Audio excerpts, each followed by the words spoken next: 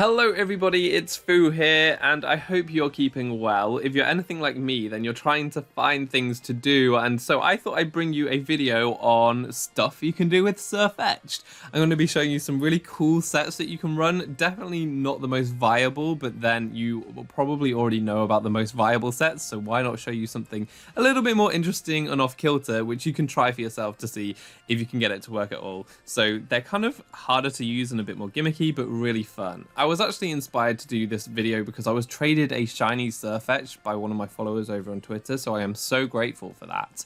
And he does feature in this video, which I can't wait to show you.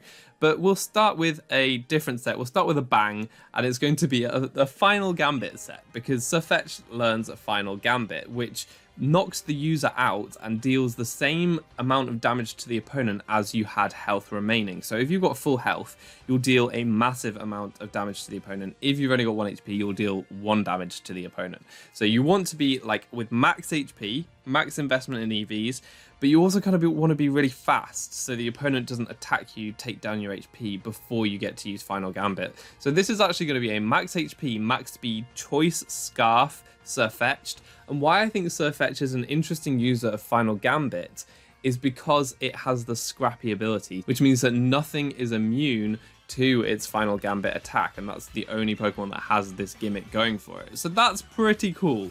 It is a bit slow for a Final Gambit user, and it doesn't have the most HP in the world, but it's a pretty interesting thing that the opponent might not see coming, and you'll be able to potentially just take out one of their Pokemon straight away, which is really cool. And I've actually got a really fun battle showing you how this works. So basically it's a battle spot battle 3v3, and I lead off with my Choice Scarf Sirfetch'd against a Hydreigon, go for close combat, and I outspeed because of my Choice Scarf and am able to one-hit KO the Hydreigon, which was hilarious in itself. Choice Scarf Sirfetch'd, nothing to laugh about.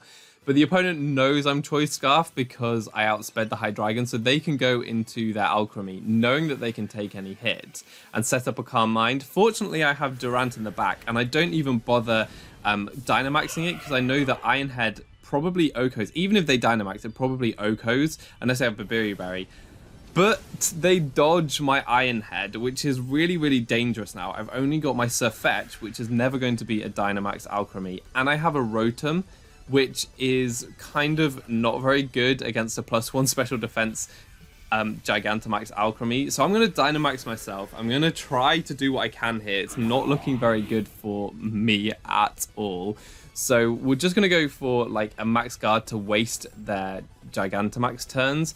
And then we're going to go for a Max Lightning to get some damage off. But then you'll see here that obviously Alchemy has its amazing G-Max Finale move, which deals a ton of damage, but also heals all the damage that I caused off. So that's not good. But what I'm going to do here, right, I switch out my Dynamax Rotom because I assume they're going to go for a Recover or a Calm Mind or something to waste my last turn of Dynamax. So I actually get my Sirfetch'd in for free and can then go for the Final Gambit and do a huge amount of damage to the Alchemy. I wouldn't have been able to do that much damage if I was any other set, really.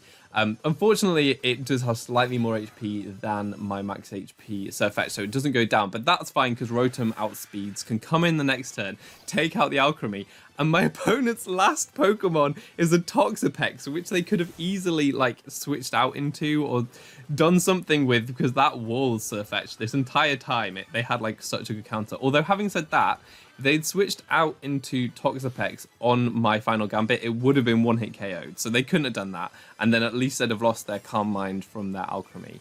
So maybe it would have still been okay. But I just found it hilarious that Final Gambit kind of worked. It got me out of a really sticky situation because without that, I'd have probably just lost to Alchemy. So that was a really good one and a really fun way to showcase how Final Gambit can allow you to deal massive damage to something that would otherwise wall Sirfetch'd. And then Toxapex is another example. Sirfetch'd really can't touch Toxapex at all, but actually Final Gambit would allow you to one-shot it. So that's amazing. Really, really fun. And as I said, you can hit the ghost types. So that's the first set that I wanted to talk about. The second set is maybe one that you've tried before or is a bit more conventional, But I just want to talk about critical hits, because Sirfetch'd can use the leak item, which gives you a 50% chance to critical hit. It boosts your critical hit chance by 2 stages, which means that you have a 50% chance to critical hit. Although, if you use high critical hit chance moves, then they always crit with the leak. So the leak is actually a really cool item. It's almost like an unreliable life orb in terms of the damage boost that gives you. Over time, it will be about the same damage boost as a life orb, but you don't lose health every turn. But sometimes you don't get the crit that you need. But then if you add in these high critical hit chance moves, you can guarantee those crits, which is really, really nice. So in this set, I'm actually using Leaf Blade and Night Slash as high critical hit chance moves. And then you've also got Close Combat. If that critical hits, that does tons of damage. And the last move is just Poison Jab to hit the fairy types. So I've got another example battle in Battle Spot for you here. And the opponent, unfortunately for them, just doesn't have a very good matchup in terms of their team, but they could still outposition me. So I'm actually using a Trick Room Sirfetch'd with the leak here, because if I can get it in under Trick Room, it will be really fast. If I get those crits, I can do some serious damage. But as you can see there, my opponent's actually using Baton Pass. So that's interesting. They've Baton Pass defense to their Espeon, and now they're setting up Calm Minds. It looks like they're setting up for their last Pokemon to sweep. As you can see, I'm not quite doing enough damage with my Dazzling Gleam, and I think that they're just stalling out my turns of Trick Room so that they can bring in their sweeper and then go for that sweep. And they bring in their sweeper here. It turns out to be a little teapot. They're going to try and sweep me with this Poltergeist. But I do actually have this Focus Sash, which allows me to survive the Shadow Ball, and I can go for the Trick Room, get a bit more damage on this Poltergeist. But because it has that +3 defense, that could be a real issue for any Sirfetch'd other than the one holding the leak with Night Slash that guarantees the critical hit, which means that I'll completely ignore any defense boosts that they have, meaning that I will always just one-hit KO the Poltergeist. So their Cotton Guard strategy right here is never going to work against a critical hit king, who also gets a close combat critical hit, even though it was only a 50% chance, so that was nice. And then their last Pokemon is obviously the very low health Espeon. Still in that Trick Room, I can go for the Night Slash and take that out too. So that was really cool, just seeing how the advantage of the critical hit set, though you might not get like the damage a Choice Band would give you, or the reliability that a Life Orb would give you, what it does allow you to do is ignore things like defense boosts on the opponent or any Intimidate drops that you might get, although Scrappy does actually block that too. So that's cool, but any way that they want to reduce your attack is pretty neat. I like the critical hit set quite a lot. If you're using Sword Stance, I'd probably use the leak over the Life Orb, just because then you don't have to take residual damage all the time. And then the last set that I want to talk about, this is going to be my shiny. I really like this. I wanted to turn Sirfetch'd into a Mega Evolution. I wanted to turn it into Lopunny. So it gets the Scrappy ability, which is an amazing ability. It allows you to hit ghost types with fighting and normal type moves. So that's really good, because if you have fighting and normal type coverage that hits ghost types, then you hit everything in the game for at least neutral damage. So you just need to have very high power fighting and normal type moves.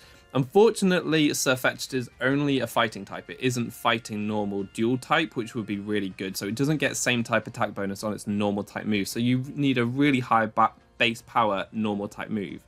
It does get Double Edge, which is great. Obviously, Close Combat is its amazing fighting type move. But you can do one step better than Double Edge in Flail. So I ended up trying to use an Endure Flail set.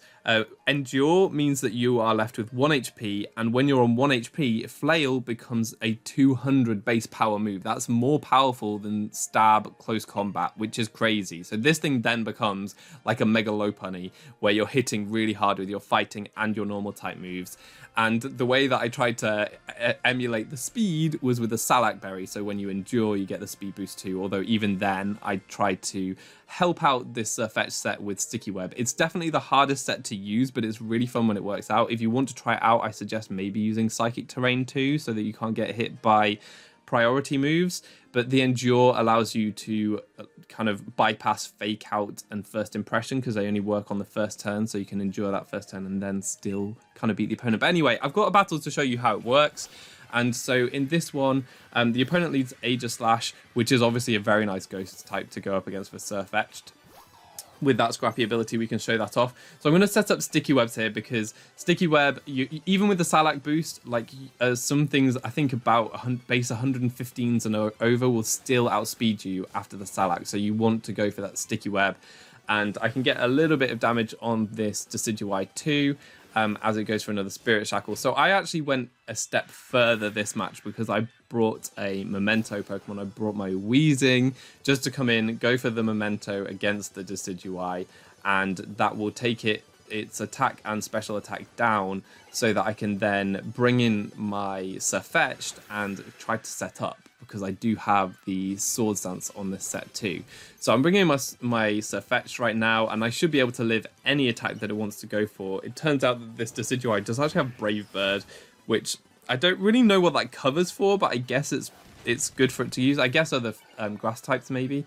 But then obviously my +2 close combat's going to take this out. The opponent then brings in Aegislash. I was very worried about a Shadow Sneak coming out here because that might be able to pick me off with the minus defense. But when I see that they're going for the Dynamax, that's fantastic. They can't go for King Shield or anything like that.